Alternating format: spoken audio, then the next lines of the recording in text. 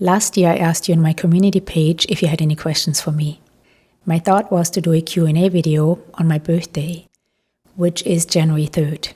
However, as many of you know, Sammy, our little girl, passed away on my birthday actually. So, of course, I didn't feel like making a video. In fact, I took several weeks off because I was and still am heartbroken. Sammy was my little sidekick for the past 15 years. She was my soul dog, and I miss her terribly. But I have also missed connecting with you. So last week I actually uploaded my first video for this year, which honestly was so much fun to film and made me look forward to filming this video. And as always with these Q&A videos, you asked some amazing questions. So without further ado, let's get straight into the questions. I have all your questions in front of me on my laptop, and I'm going to go in the order they appear under the community page. The first question is by Catherine, and Catherine is asking, "Hi Claudia, I would like to know how you're adjusting and enjoying San Diego since you relocated here." That's a really good question. I feel since moving here, I had to adjust twice. So in case you don't know, Sammy and I moved to San Diego in June of 2024.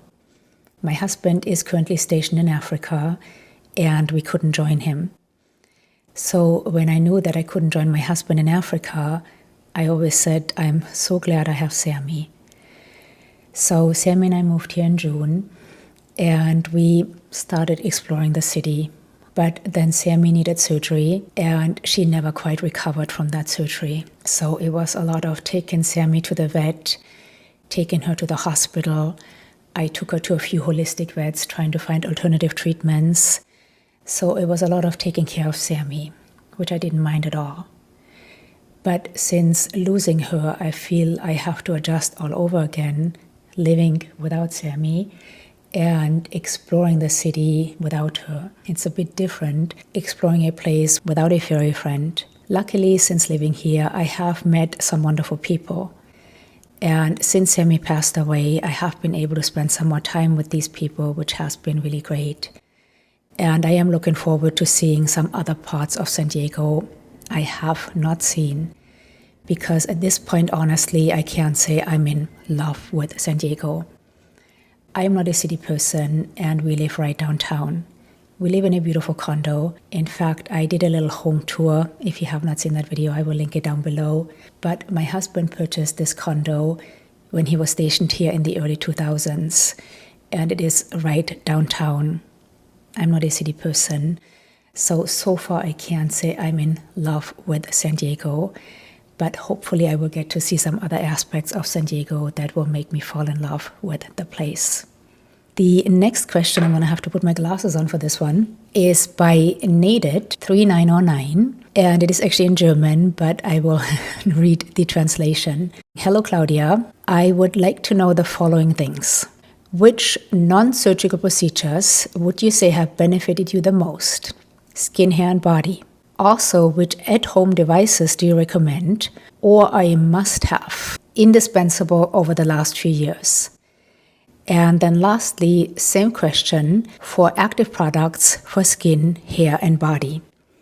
All right, so non-surgical procedures, I have benefited the most from skin, hair, and body. Let's start with the easy one, my hair. I actually got a couple of questions regarding my hair and my hair care, which I will, of course, answer in more depth when I get to the questions. But I really don't do much for my hair. In fact, I haven't had a haircut in about 6 months.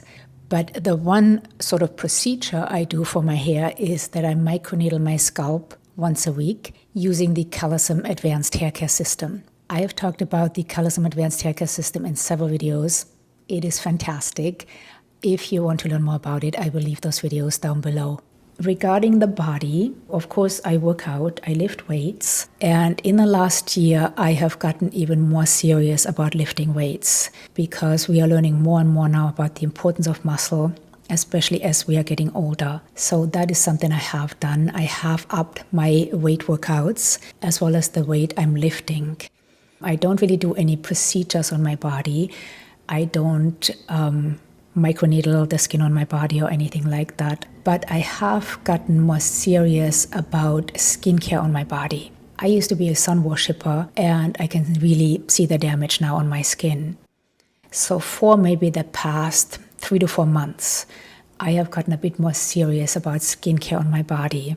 I now use a night cream on my body, which contains alpha-hydroxy acids and retinol. And in the morning, I use a cream that contains vitamin C and peptides.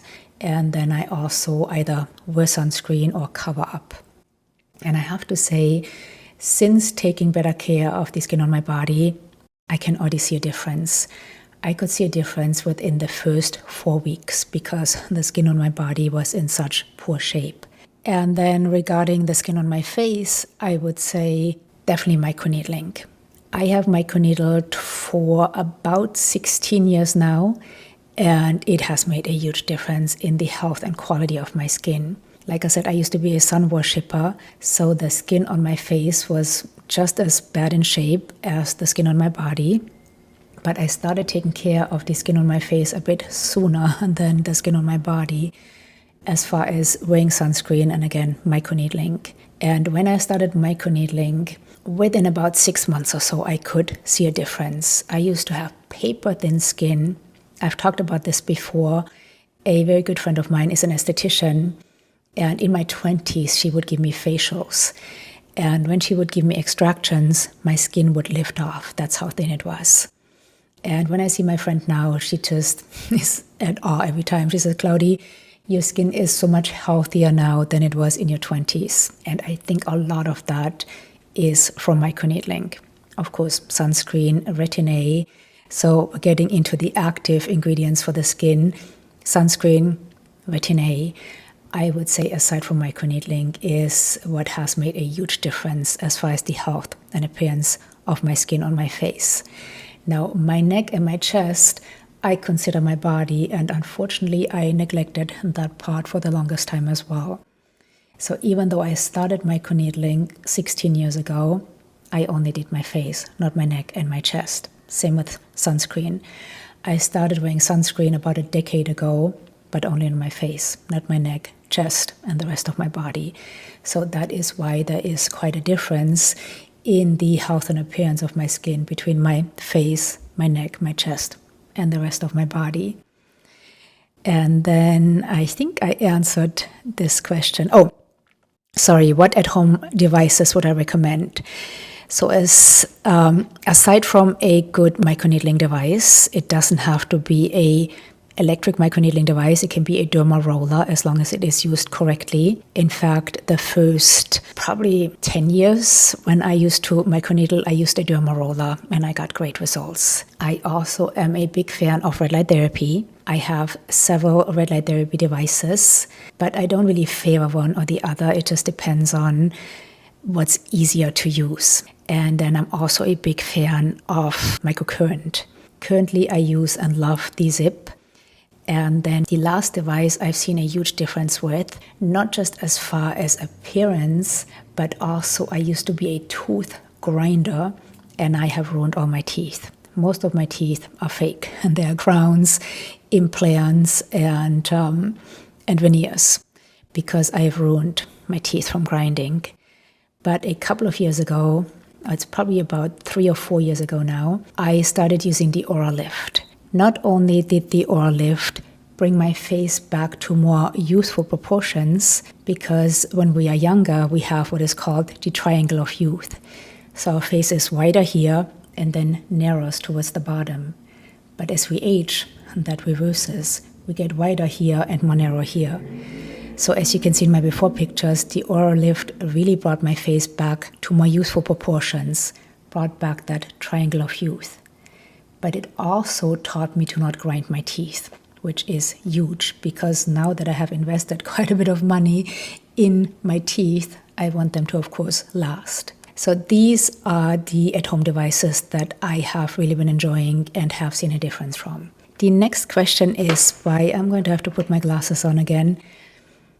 I noticed since Sammy passed away, my eyesight has gotten worse, and I don't know if this is a temporary thing or a permanent thing. I hope it is a temporary thing.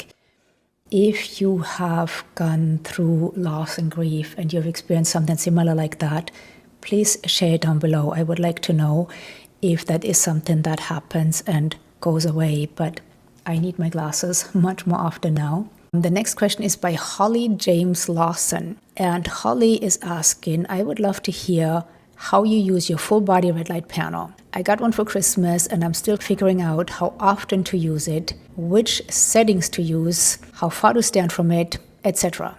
Would love your advice. So like I said, red light therapy is one of the modalities I love.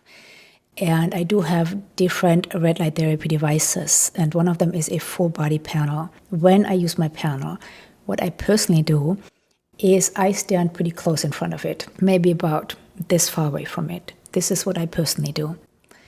And I use it for 10 minutes, standing in front of it.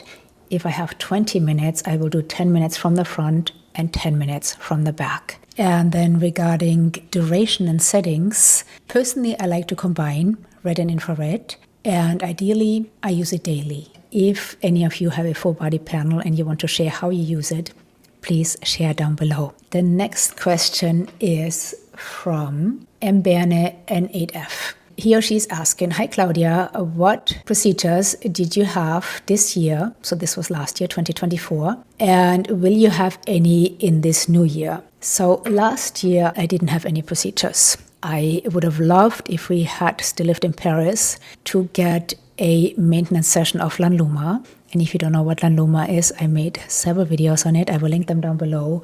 But in a nutshell, it is a biostimulator that has really helped me to regain some lost volume in my face. But the last Lanluma session I had was about 2 years ago now. So I would have loved to have a maintenance session, but Lanluma is not available in the United States. So last year I had no procedures at all.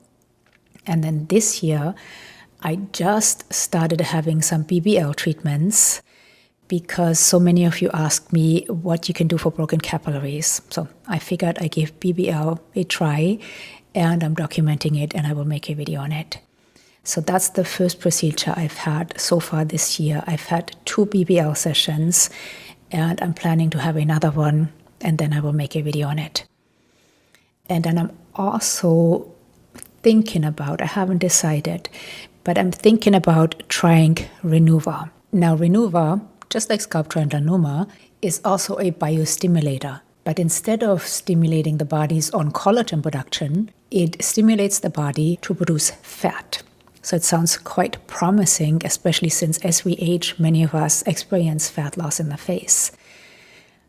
Several of you have asked me if I have tried it and would I be willing to try it. Some of you have shared your experience with Renuva with me. So I'm quite curious about it, but I haven't yet decided whether I'm going to do it or not. I do have a consultation for it. In fact, I have a consultation for it next week. And I will ask the doctor I'm seeing, it is a plastic surgeon here in San Diego, all the necessary questions, and then I will decide, is this something I want to do? And if I do so, of course, I will make a video on it. And of course, if you would like to see that video, let me know down below. But like I said, I haven't quite decided yet if it is something I want to try. I will make up my mind after I had my consultation. Aside from that, I'm always curious about different lasers. I've thought about maybe getting a Fraxel laser, especially around the mouth for lip lines. I've thought about maybe getting some treatment like the Marsh for looseness around the mouth. These are just thoughts I'm having. I haven't made an appointment or anything. The Renuva, like I said, I have a consultation for, and the BBL, I'm currently getting treatments, which I will share with you once I'm done with my 3rd treatment. If there are any treatments that aren't crazy that you would like me to try, share them down below. And again, if they're not too crazy, if they're affordable and not too scary, I might just try them and make a video on it. But currently, I don't have plans to do anything aside from the BBL and possibly Renuva. The next question is by Mary V. I'm so sorry. Even with the glasses, I'm having a hard time. One problem is I got these glasses when we lived in Italy.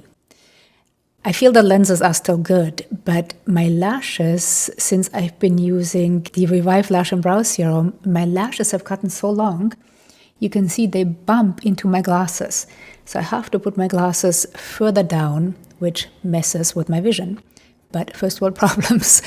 So Mary V. Angel is asking, what products do you use for your hair? So I still use and have for years now Hyal products. I use their volume shampoo and their volume conditioner, and then every once in a while their deep conditioning mask. I love Hyal products. They work well for my hair.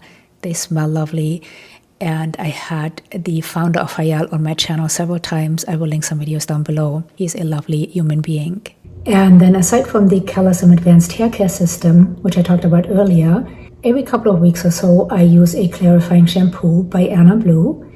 And every once in a while, I also use the hair oil and or hair serum by Anna Blue. Anna Blue products smell fantastic as well, and I have talked about them in other videos. Next question is by Emberine N8F again. He or she is asking, what are your best skincare products that you are using? I actually not too long ago made a video on the skincare products I feel actually have made a difference in the health and appearance of my skin. And earlier I went a little bit already into the actives which have made a difference in my skin. But I will try to answer this question a bit more in depth. And I'm going to list them in the order of importance. Sunscreen. Sunscreen has probably made the biggest difference in the health and appearance of my skin. And currently I have several different SPFs I enjoy. I still really like the Clear Stem SPF. It is a slightly tinted mineral SPF. I actually have that on my face right now. And I have some other SPFs I really enjoy. I will link some videos down below in which I talk about the SPFs I have really been enjoying. Tretinoin. I started using Tretinoin when we lived in Italy because I could get it over the counter. And I will put some before and after pictures right here. And I hope you can see that there is definitely a difference as far as the health and appearance of my skin after using Tretinoin for about 5 years. Now, currently I use the Altreno Tretinoin, and the formulation is fantastic. In fact, I used to say that I cannot put Tretinoin on my neck because the generic Tretinoin I used from Italy, when I put that on my neck did not like it. But I have been getting a bit braver, and I would say every other night I feather some of the Altreno Tretinoin down my neck. And so far, knock on wood, I haven't had any irritation. So the Altreno Tretinoin, it's the same strength as I used before when I used the generic Tretinoin, 0.05%. But it is formulated in such a beautiful way. It has some hyaluronic acid, some squalene. It feels like a serum. It's very soothing and hydrating, and I get zero irritation from that. But regardless of it being generic, Altreno, or another name brand, Tretinoin is by prescription only. So I get a script from my doctor, and then the pharmacy sends me my Altreno Tretinoin. And then alpha-hydroxy acids I've also seen a bit of a difference from. And I have several different alpha-hydroxy acid products I enjoy. Currently I am using the Biologique Recherche P50 lotion and have on and off for the past few years. And I'm also currently using the Edam Cashmere Peel alpha-hydroxy acid toner, which is similar to the P50 lotion, but a bit milder. So I would say those are the 3 skincare products or active ingredients I've seen the most difference from. Now, I also use a topical estrogen cream on my face, and there are some great studies showing that topical estrogen can help with collagen and elastin production, can help increase dermal thickness, and so on. The studies look quite promising, which is why I started using topical estrogen on my face, neck, and chest. But I can't tell you like I can tell you for sure with the Tretinoin, because I can see the difference in the before and after pictures. I can't tell you for sure that I'm seeing a difference with topical estrogen, but I'm using it regardless because, like I said, these studies were quite convincing and it makes sense. If vaginal estrogen helps to thicken our skin down there, then it makes sense that estrogen used on the face would help with epidermal thickness. But like I said, I don't have before and after pictures, so I can't tell you for sure that I'm seeing a difference from it, but I will keep using it. The next question is by Alicia Villas 5411. And she's asking, do you plan your day? Not sure if you have a regular routine or use some type of planner. Are there any supplements you're currently researching and thinking of possibly taking in 2025? What 5 food items must you always have in your kitchen? And lastly, do you enjoy reading or journaling? Those are some really great questions, Alicia. Regarding if I plan my day, yes and no. I don't necessarily have a planner and I don't necessarily have a written out plan, but I'm definitely a routine person and my days are somewhat structured. So I will usually wake up around the same time in the morning. I'm lucky enough to get to wake up without an alarm, but I usually wake up naturally between 6:30 and 7 o'clock. And the first thing I've done for the last 30 years, since I've always had a dog, is to go for a walk. Since Sammy passed away, I'm still forcing myself to stick to that. I get up and I go for a walk.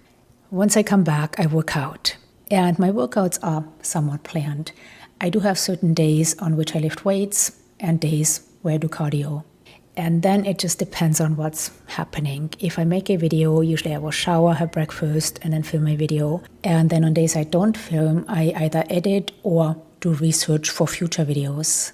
I do try to be done with my work around 5 or 6 o'clock, which sometimes happens and sometimes it doesn't. And then I start my evening routine. And if you're curious about that one, I actually shared that in a video not too long ago. I will link that video down below. So I would say, while I don't use a day planner per se, I do have a loose or sometimes more firm idea of what my day and my week is going to look like. And then as far as supplements I'm currently researching, I have been looking into Erythrolin A. It seems like a quite promising, unfortunately expensive supplement, but I am researching that a bit more and I may just decide to give it a try. And if I do so, of course, I will let you know. But that's really the only supplement I am sort of curious about right now. I would love to know if there are any supplements you are curious about. Please share down below. And then what 5 food items must I always have in my kitchen? Dark chocolate. I have to have dark chocolate in my kitchen. Dark chocolate is something I eat first thing in the morning and after lunch. It's something I look forward to, absolutely enjoy. Unfortunately, I can't eat it in the afternoon because it will keep me awake, but maybe that's a good thing. But I always have dark chocolate in my kitchen. Green leafy vegetables. I usually eat a big salad every day, so I always have to have lettuce or green leafy vegetables in my kitchen. Some sort of fruit, usually grapes. I'm a bit of a grape addict. And along with grapes, I usually have apples and berries, such as strawberries or blueberries in my fridge. 2 other ones that I must have in my kitchen. That is such a good question. Oh, avocado, of course. I love avocado, and I usually eat between 1 and 2 avocados a day. Let's see, soy milk. Soy milk, I would say, is the 5th item I always have to have in my kitchen because I put it in my tea. I use it to make my protein pudding, smoothies, and so on. And then, do I like to read or journal? I love to read. I read every night before I go to sleep. I like to go to bed somewhat early and then just read until I get tired. And I read just about anything. The most important thing for me is that it is well written. The story doesn't even matter that much unless it's super depressing. I don't like to read anything too heavy or super depressing before I go to sleep. And as far as journaling, I actually have a journal right here. I buy them and I have the best intentions to journal. And I go through spurts. Since Sammy has passed away, I started journaling again because it has really helped me process my thoughts. Because after her passing, there was just a lot going on in my head that I had a hard time processing. So since then, I started journaling again. But it's not something I do that regularly. It's really more if I need to, if there's some sort of crisis or something. I would love to know if any of you love to read. any good book suggestions. I'm constantly looking for good books. Please share your suggestions down below. And also, if you journal, share down below.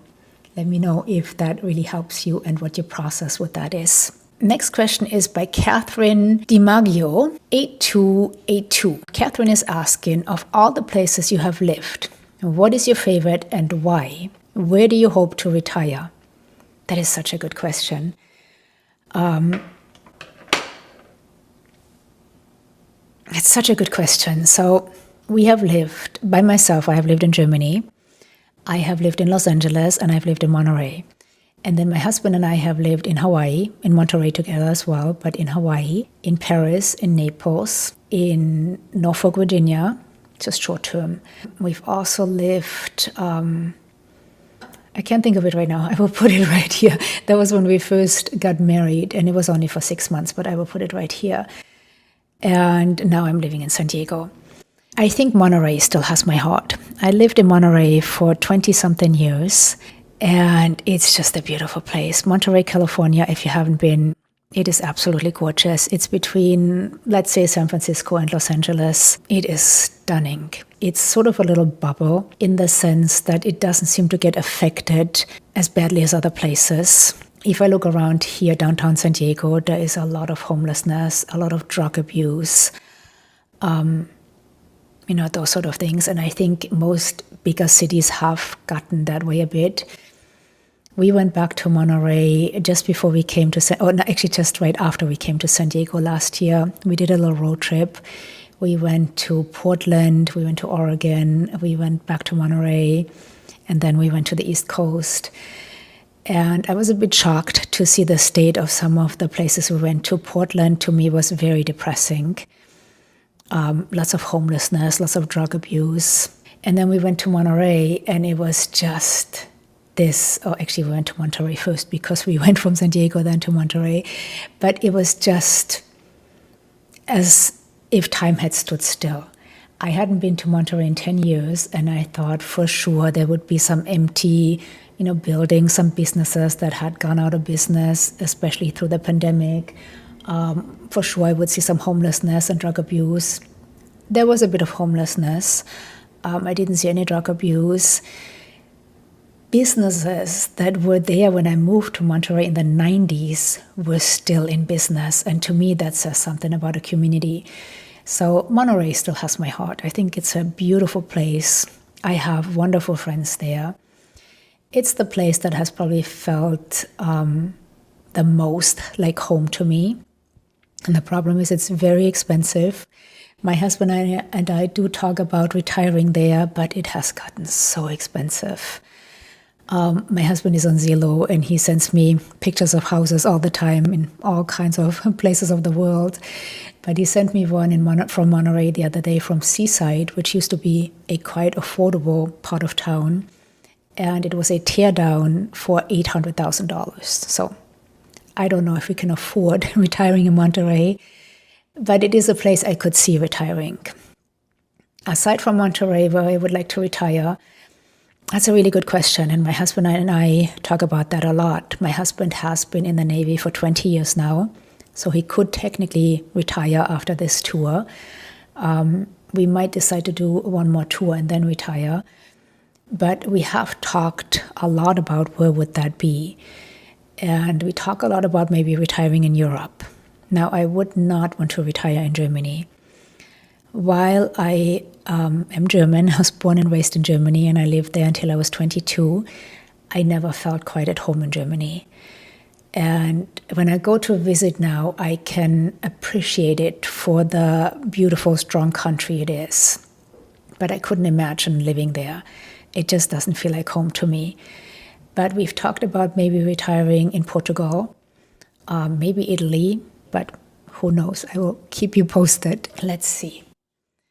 I would love to know if you could retire anywhere in the world, where would it be? Share down below. Oh, and I hope I answered the part of which place I loved the most that I lived in. I mean, I loved living in Hawaii, Catherine. I loved living in Italy. We lived in Naples, and Naples is not quite Italy. Even Napolitanians will tell you that they are Napolitanian, not Italian. I think that they're the most lovely people on the planet, but Naples definitely has its problems. So I didn't quite love it. I loved the people. But yeah, I think it's still Monterey that I love the most. The next question is by Shauna1012. He or she is saying, your hair always looks so great and healthy. Thank you. Do you dye your hair? Do you use a red light helmet? How often do you wash it? Aside from that, how are you doing while your husband is across seas? Keep counting down the days and he will be back sooner than you know it.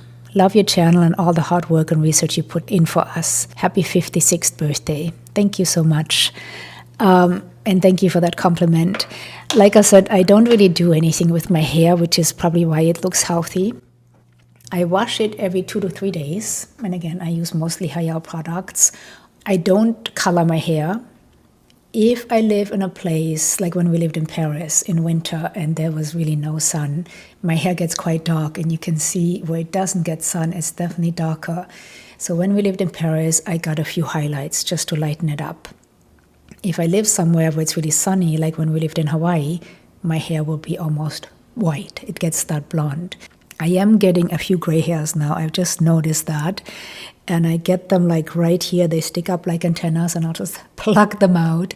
But I think at some point there'll just be more and more. But I am actually surprised because my dad was completely white at age 40. So I'm actually surprised that I don't have more gray hair. But I don't use a red light helmet. I actually was sent a red light helmet from Current Body, and I hated that thing.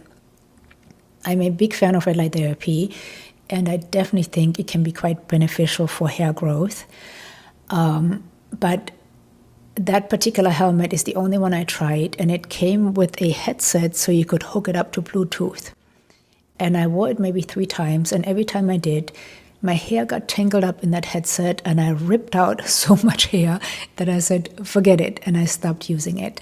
So I don't use a red light helmet, but I wouldn't be opposed to if there was some that is, or if there is one that is comfortable. I know that Higher Dose has a red light therapy cap, and I might purchase that at some point because that looks comfortable. And again, I am a big fan of red light therapy. I do think it can be quite beneficial for hair growth. But currently, I don't use red light therapy on my head or my scalp. And then, how often do I wash my hair? I forgot if I already mentioned that or not. I wash my hair every 2 or 3 days. And I don't blow dry it. I just let it air dry. Sometimes I will braid it while it's drying, so it gets a little bit of a curl, but that's really it. And then lastly, how am I doing without my husband? It's definitely been challenging, especially since Sammy passed. Luckily, my husband was here when Sammy passed. My husband came to visit for my birthday. And like I said, Sammy passed away on my birthday. So luckily he was here, and he was able to stay for another 10 days afterwards. And while, of course, we were grieving and it was a challenging time, it was also wonderful to have him here and just to spend all that time with him. The good thing is FaceTime. We get to see each other almost daily via FaceTime, so that's lovely. But of course, you know, he is my best friend and my partner, and I would love to have him here all the time. So it's definitely challenging. But thank you so much for your very kind words. And then the next question is by Lisa P9237. Lisa is asking, have you tried or heard of the Nira? I want to get it for my birthday, but I'm worried about wasting that much money. Lisa, I actually made a video. It was a collaboration with my friend Tamra several years ago now. I think I still lived in Italy when we made that video. Tamra and I both tried the Nira for, I believe it was 3 months. We used it as suggested twice a day. I saw 0 results. Not only did I see 0 results, but a couple of times I burned myself with it. So I had a little blister. And yeah, I thought it was a waste of time and money. There are some YouTubers out there who rave about it. I thought it was a waste of time and money. I threw mine away, to be honest. If you have used the Nira and you've had good results with it or bad ones, please share experience with it down below. Then the next question is by, I'm probably going to butcher this, sorry, Theralibabe. I'm sorry if I butchered that. He or she is saying Happy New Year. Thank you. Are you a good cook? No, I wouldn't say I'm a good cook. For the longest time, I had the philosophy that if it takes longer to make it than to eat it, forget about it. So for the longest time, I didn't cook at all. Well, my past with food is a complicated one anyways, because I was anorexic. But even when I became healthy, I didn't necessarily cook. I ate a lot of salads, sandwiches, those sort of things. But over the past few years, I have started to cook because I have learned that cooking, whether it is for myself or my partner or even friends, can be a nice, loving act. And cooking for myself can be a nice act of self-care. But I'm a convenient cook. I make things that are easy to make. I want them to, of course, taste good and be healthy, but they need to be convenient to make. So if I look at a recipe and it has 80 ingredients and 100 different steps, forget about it. It has to be something that is easy to make and doesn't take forever and doesn't require a ton of ingredients. So because of that, I wouldn't say I'm a good cook, but at least I cook now. And then I have a few more questions that came in on my Facebook page, and I wrote them down right here. Michael Current Love is asking, when and how did you start yoga? So I have been a personal trainer, a certified personal trainer since 1994. And when you're certified as a personal trainer, you have to always up your certification every 2 years, meaning you have to either take some workshops or something to get credits to keep your certification. So I want to say maybe 20 years ago, I think it's about that long now, I had to up my certification again. And there was a yoga workshop that qualified. So I took that yoga workshop. Back then, I was not into yoga at all. I was a runner, and I was very stiff and very impatient. And for me, working out was about burning calories. So yoga was not on my radar at all. But I needed some credits, and that was just convenient, this workshop, so I took it. But during that workshop, I kind of fell in love with yoga. So I stuck with it. I started taking different classes, learned about the different types of yoga, which type I enjoyed. I learned about different asanas and different yoga philosophies. And about 5 years after that first workshop, I decided to deepen my education and to take another yoga teacher workshop. So it's been about 20 years since I have been doing and teaching yoga. And then Carolyn Wang wants to know, how did you and your husband meet? My husband and I met at the Naval Postgraduate School in Monterey. I had been living in Monterey, California, which I talked about earlier, for probably 20 years before I met my husband. And I was actually going through a divorce. I had been married. It was a short marriage. It lasted only about a year and a half. I was going through a divorce.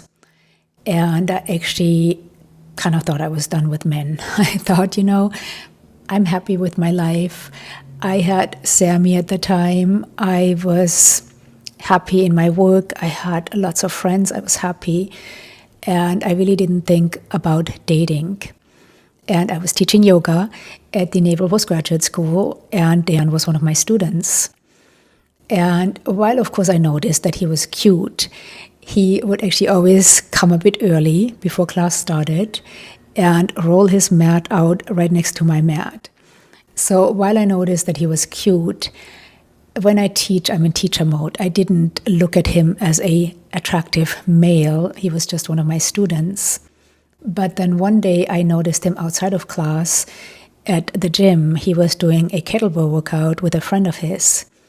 And back then, even though I was a personal trainer, I had no clue about kettlebells. So I thought, this looks quite interesting. And I asked him, would you show my friend and I how to do this? So he did.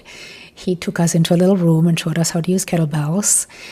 And I watched him teach my friend and teach me, and I thought, this guy's kind of cute. So my friend and I did this workout, and I said to her, listen, I kind of like this guy. let's ask if he would teach us some more kettlebell moves tomorrow, and we'll take him out for lunch as a thank you. So my friend wasn't that into it, but she agreed. And so we asked, would you teach us some more tomorrow and we'll take you out for lunch? And he agreed.